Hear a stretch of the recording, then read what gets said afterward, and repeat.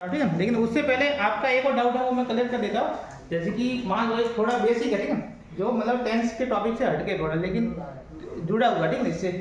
तो मैं एक बता देता हूँ कि एक तो होता है वर्ड, होता है क्या होता है वर्ड। वर्ड यानी क्या होता है शब्द। वर्ड यानी क्या होता है शब्द। और वर्ड किसको बोलेंगे? Group of letters. Group of letters, ठीक है। वर्ड का मीनिंग क्या होता है? ग्रुप ऑफ लेटर्स, यानी कि वो लेटर के ग्रुप से मिलकर बनाए, ग्रुप ऑफ लेटर। और उसका क्या होगा? एक प्लस मीनिंग। क्या होगा? मीनिंग। अगर मीनिंग नहीं है तो वो वर्ड नहीं है, ठीक है। मीनिंग नहीं है, उसका मतलब भी नहीं है, ठीक है। आपने अक्षरों को तो लिख दिया लेकिन उसका कोई मतलब नहीं निकला तो वो वर्ड है, वो नहीं है। जैसे मान लो स्कूल लिखना, ठीक है, तो आपने ये इसमें लेटर है वो लिख दिया, ठीक है। और इसका स्कूल यानी क्या होता है? विद्यालय, ठीक है। इसका एक मतलब निकल रहा है तो ये क्या है? एक वर्ड है, ठीक है। और मान लो आपने स्कूल की स्पेलिंग गलत लिख दी, ठीक है। अगर मान लो ऐसे लिख दिया, इसका कोई मीनिंग ही नहीं है, इससे कोई अर्थ ही नहीं निकल रहा, ठीक है। तो ये क्या है? वर्ड है नहीं है ये वर्ड, ठीक है। अब देखो एक आता है सेंटेंस। क्या आता है? सेंटेंस। वर्ड के बाद में क्या आता है? सेंटेंस। वर्ड का जो ग्रुप होगा, ठीक है, जब एक से ज्यादा शब्द जुड़ेंगे, ठीक है, और उसका एक मतलब निकालेंगे, ठीक है, तो उससे क्या बनेगा? सेंटेंस बनेगा, वाक्य बनेगा, ठीक है। तो सेंटेंस की परिभाषा क्या होती है? Group of words. क्या होती है? Group of words and a meaning, ठीक है। अगर ग्रुप ऑफ वर्ड्स तो है लेकिन उसका कोई मीनिंग निकला तभी तो वो एक वाक्य बनेगा, ठीक है, सेंटेंस बनेगा, ठीक है। तो मान लो जैसे कि सेंटेंस लिखा हो,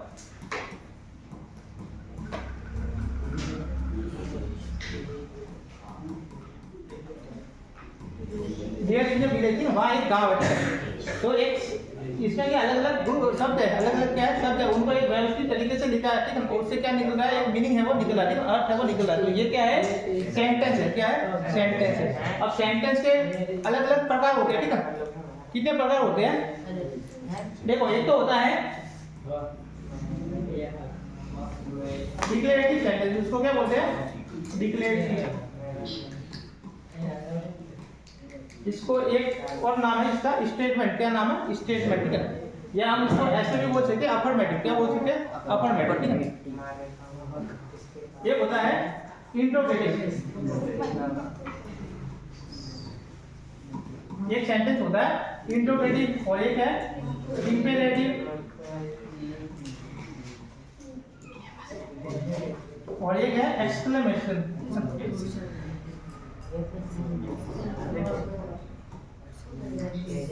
एक्सक्लेमेटिव, एक्सक्लेमेशन को शो करते हैं वो कौन से सेंटेंस होते हैं? एक्सक्लेमेटिव सेंटेंस, ठीक है। तो ये चार प्रकार के सेंटेंस होते हैं, ठीक है। इसके अलावा एक होता है नेगेटिव सेंटेंस। कौन सा होता है? नेगेटिव। अब नेगेटिव सेंटेंस किसी को भी बनाना है, ठीक है, तो उसको क्या करना होता है? हेल्पिंग वर्ब के साथ में नॉट लगा दो या मॉडल के साथ में नॉट लगा दो, ठीक है। तो देखिए यहाँ पे हेल्पिंग वर्ब क्या है? इज, ठीक है। अगर मैंने बोला कि देयर इज अ विलेज, ठीक है, वहाँ एक क्या है? गांव है, ठीक है। अगर वो वहाँ गांव नहीं है, ठीक है, तो क्या आएगा? Is not. क्या लगा दो? Is not. तो ये क्या हो जाएगा? नेगेटिव सेंटेंस हो जाएगा, ठीक है। अगर मान लो इसका क्वेश्चन बनाना, क्या बनाना है? इसका क्वेश्चन बनाना, ठीक है। तो मैंने क्या बोला था कि हेल्पिंग वर्ब को आगे लगा दो, ठीक है, और क्या लगा दो? सब्जेक्ट को लगा दो, ठीक है। देयर और विलेज और पीछे क्वेश्चन मार्क, ठीक है। हमने क्या देखो सब्जेक्ट था, ठीक है, तब इसका पहला जो लेटर है वो हमेशा क्या होगा? कैपिटल होगा, ठीक है। लेकिन जब जो इज है, ठीक है, हेल्पिंग वर्ब वो अब सब्जेक्ट की जगह आ गई, ठीक है, तो उसका फर्स्ट लेटर कैपिटल होगा, ठीक है, और इसका जो फर्स्ट लेटर है वो स्मॉल हो जाएगा, ठीक है। तो इज देयर और विलेज, क्या वहाँ एक गांव है, ठीक है, क्या वहाँ एक गांव है, ठीक है। देयर इज अ विलेज, वहाँ एक गांव है, ठीक है। या इज देयर और विलेज, क्या वहाँ एक गांव है, ठीक है। ये क्या हो जाएगा? क्वेश्चन हो जाएगा, ठीक है। देखिए मान लो एक सेंटेंस है आई कैन स्पीक इंग्लिश, ठीक है। देखिए एक क्या है? अफर्मेटिव, ठीक है।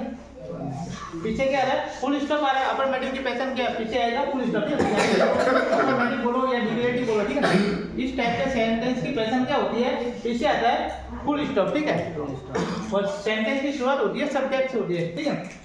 और इंट्रोगेटिव सेंटेंस है, ठीक है, इसकी पहचान ये है कि पीछे जो आएगा क्वेश्चन मार्क आएगा, ठीक है। क्या आएगा? Question mark. आगे क्या आएगा?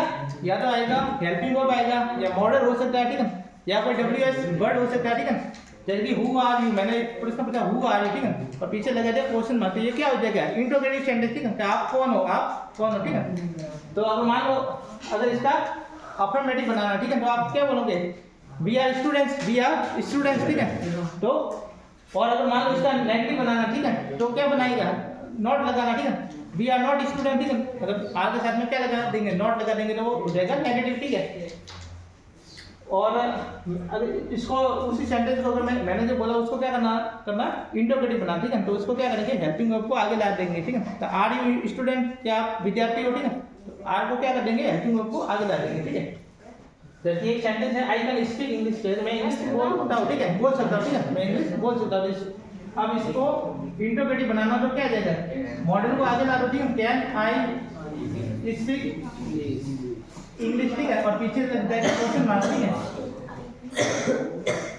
पीछे क्या लग जाएगा क्वेश्चन मार्क।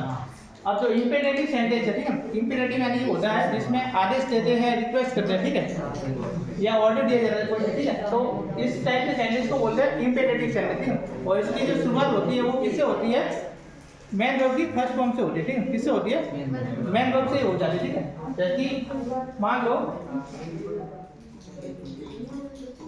मैंने सेंटेंस लिखा सिट डाउन और पीछे लगा दिया फुल स्टॉप, ठीक है, क्या लगा दिया सिट डाउन, बैठ जाओ, ठीक है, मैंने एक ऑर्डर दे दिया कि हाँ बैठ जाओ, ठीक है, सिट डाउन, ठीक है, या स्टैंड अप, ठीक है, या गेट आउट, या कम हियर, ठीक है, हम इस टाइप से सेंटेंस बोल रहे, ठीक है, तो उसमें क्या होता है वर्ब आ रही है, ठीक है, और एक उसके साथ में आ रहा है ऑब्जेक्ट आ रहा है, ठीक है, मतलब उसको और एडवर्बियल या ऑब्जेक्ट आ रहा है, ठीक है, उसके साथ में, ठीक है, मेन वर्ब के साथ में। तो सिट डाउन यानी कि बैठ जाओ, ठीक है, स्टैंड अप, ठीक है, स्पीक आउट बोलो, ठीक है, रीड बुक, ठीक है, किताब पढ़ो। तो इस टाइप से सेंटेंस बनते हैं, तो उसको क्या बोलते हैं इंपेरेटिव सेंटेंस, ठीक है। और एक्सक्लेमेटरी सेंटेंस क्या होता है कि जैसे कि मान लो oh said I have lost my bike, ठीक है, या wow India won the match, ठीक है, wow I won the match, ठीक है, कोई भी जब आपको खुशी होती है, ठीक है, या दुख होता है उसको रिप्रेजेंट करना हो तो किससे करते हैं एक्सक्लेमेटिव सेंटेंस से, ठीक है, किससे करते हैं एक्सक्लेमेटिव सेंटेंस से। और इसकी पहचान ये होता है कि सेंटेंस में क्या लगा होता है ये एक्सक्लेमेशन मार्क है वो लगा हुआ होता है, ठीक है, ठीक है, ये समझ में आ गया। अब इसके अलावा एक और जो है इसमें जैसे मान लो हेल्पिंग वर्ब नहीं दे रही, क्या नहीं दे रही हेल्पिंग वर्ब नहीं दे रही, ठीक है, और मॉडल भी नहीं है, ठीक है, और उसका आपको क्या बनाना है इंट्रोगेटिव बनाना, ठीक है, क्या बनाना है इंट्रोगेटिव।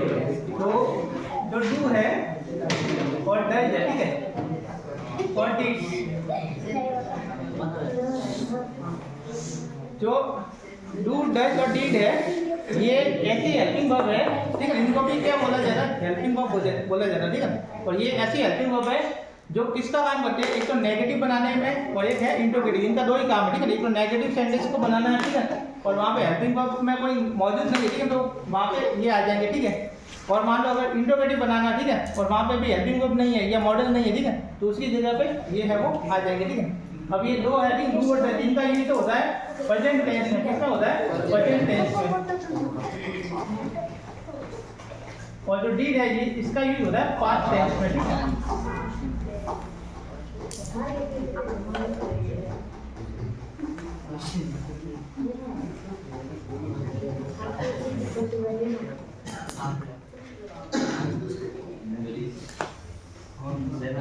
देखो जैसे मैंने एक सेंटेंस लिखा है आई स्पीक इंग्लिश, मैं इंग्लिश बोलता हूँ, ठीक है, अब इसमें हेल्पिंग वर्ब भी नहीं है मॉडल भी नहीं है, ठीक है।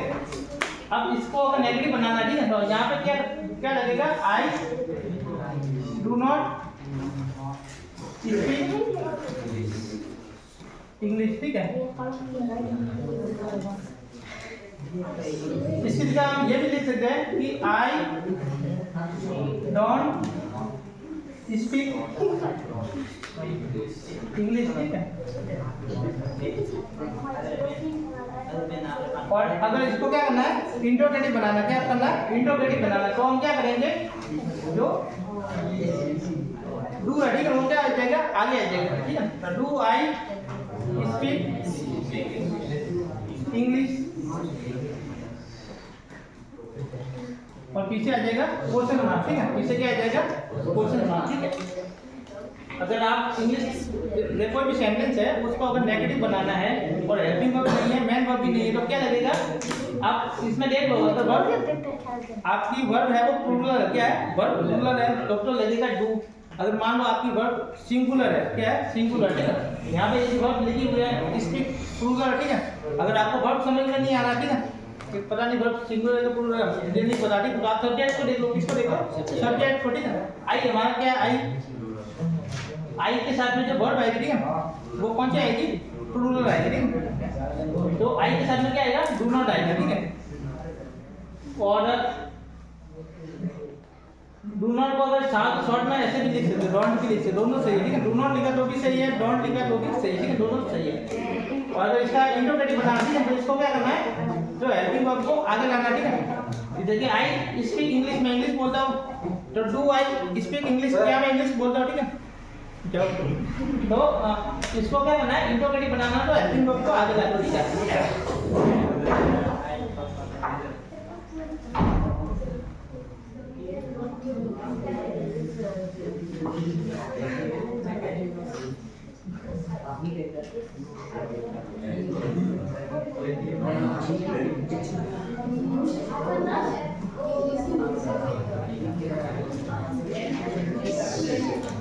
जब एक सेंटेंस लिखा है he writes a letter, ठीक है।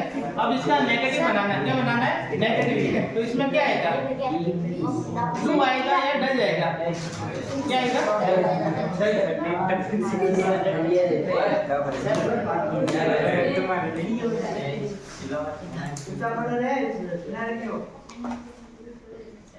देखो he writes a letter, ठीक है, वो पत्र लिखता है, वो पत्र लिखता है, ठीक है।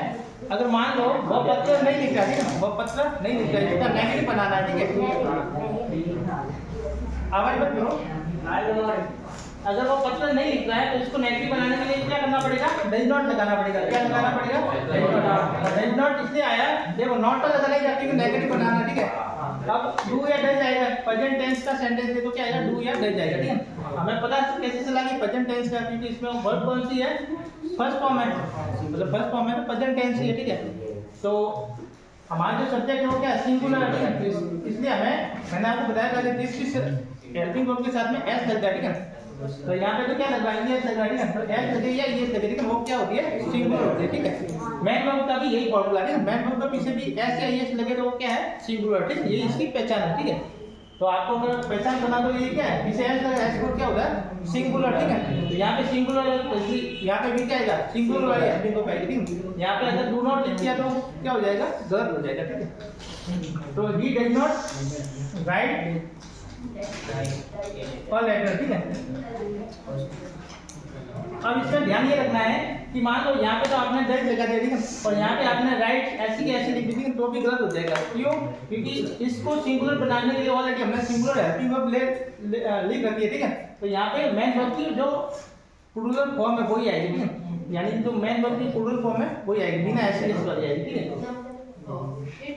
अब इसको अगर क्वेश्चन बनाना, ठीक है, इंटरप्रेटिव बनाना, तो क्या आएगा? Does he write a letter, और पीछे आ जाएगा क्वेश्चन मार्क, ठीक है। Does he write a letter, ठीक है। इंटरप्रेटिव में नॉट है वो नहीं लगेगा, ठीक है। अगर नॉट लगाना ही है, ठीक है, तो वो उसके लिए सेंटेंस कौन सा बनेगा? क्वेश्चन टैग वाला बनेगा, ठीक है। उसका फॉर्मेट क्या होता है? अलग आता है, ठीक है। तो ये क्या है? इंटरप्रेटिव सेंटेंस है, ठीक है। ठीक है, ये समझ में आ गया। अब इसमें एक और दो डील वाला भी देख लेंगे, ठीक है। देखिए मान लो सेंटेंस लिखा है आई गो टू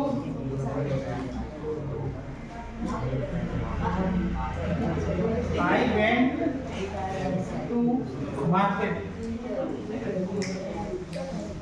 जैसे एक सेंटेंस दिखा आई वेंट टू मार्केट, मैं मार्केट गया, ठीक है, बाजार गया, ठीक है। कब गया? मान लो सेंटेंस दे दो, यस्टरडे लिख दो, ठीक है। I went to market yesterday, ठीक है, मैं कल बाजार गया, ठीक है। अब इसका क्या करना है? इंटरप्रेटिव बनाना, ठीक है। तो यहाँ पे हेल्पिंग वर्ब तो है नहीं, ठीक है, हम इसका यूज करेंगे डिड का यूज करेंगे, इसका यूज करेंगे डिड आई। अब डिड के साथ में कौन सी फॉर्म आएगी? मेन वर्ब की फर्स्ट फॉर्म, ठीक है। डीड हो, डू हो या डज हो, ठीक है। तीनों में आपको ये ध्यान रखना है कि जब इसका यूज करते हैं, ठीक है, तो कौन सी फॉर्म आएगी, फर्स्ट फॉर्म का यूज करेंगे, ठीक है, इसके साथ में। तो आई वेंट की फर्स्ट फॉर्म क्या हुई, गो टू मार्केट यस्टरडे, ठीक है। और पीछे आ जाएगा क्वेश्चन मार्क, ठीक है, क्योंकि आगे क्या लगा है, हेल्पिंग वर्ब आगे लगेगी तो पीछे क्या आ जाएगा, क्वेश्चन मार्क आ जाएगा, ठीक है। ठीक है, ये समझ में आया ये वाला? कोई डाउट हो तो बोल दो, ठीक है। अगर किसी को डाउट हो तो बोल दो। आपको ये ध्यान रखना है कि जब भी सेंटेंस में डू, डज और डिड का प्रयोग करते हैं तो उसके साथ में वर्ब की कौन सी फॉर्म आएगी, फर्स्ट फॉर्म, ठीक है। डू और डज के साथ में भी बिना एसएस वाली वर्ब की फर्स्ट फॉर्म आएगी, और डिड का यूज करते हो तो उसके साथ में भी वर्ब की फर्स्ट फॉर्म आएगी, ठीक है।